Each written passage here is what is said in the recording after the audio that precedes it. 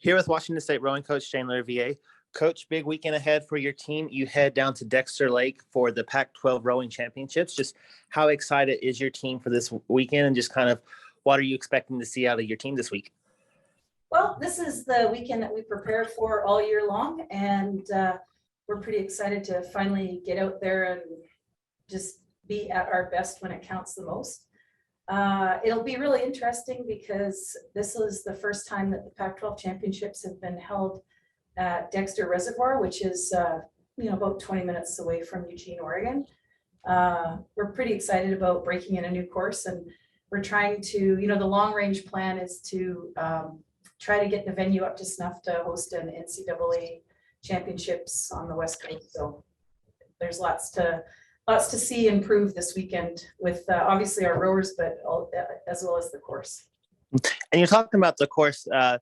This is the first time since 1984 that the rowing championship, or the Pac-12 Rowing Championships, hasn't been held in the Sacramento area.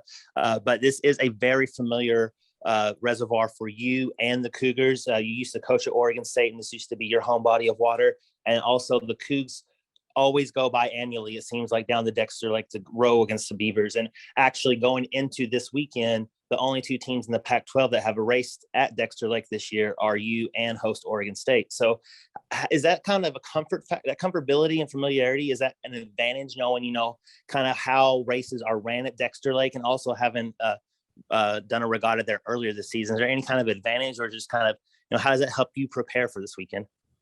I don't know if it's an advantage, but I do think that, we have a pretty young squad, and there will, since we have raced there this year, it's really good, especially for our freshmen, to kind of know the lay of the land and have seen the body of water.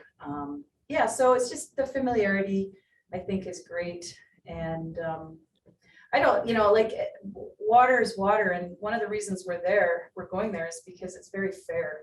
There's no favored lanes. We'll be set up kind of in a chevron pattern with the top seeds in the middle and the rest kind of on the, either side. So I think it makes for potentially better, more fair racing. So that's the number one thing, that we just want to have a fair go at it. And I know that, it's just going to be better to be in water that doesn't have a known advantage or disadvantage based on what lane you're in.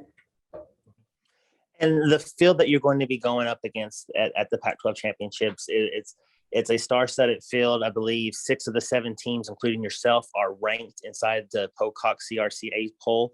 The other one is receiving votes. So every team that you're going to be going against this weekend is either ranked or receiving votes. So just a little bit just about the competition, and just kind of maybe about the Pac-12 as a whole, just kind of, what attributes to this high level of rowing, and how excited is your team to be going against all these top 20 teams this weekend?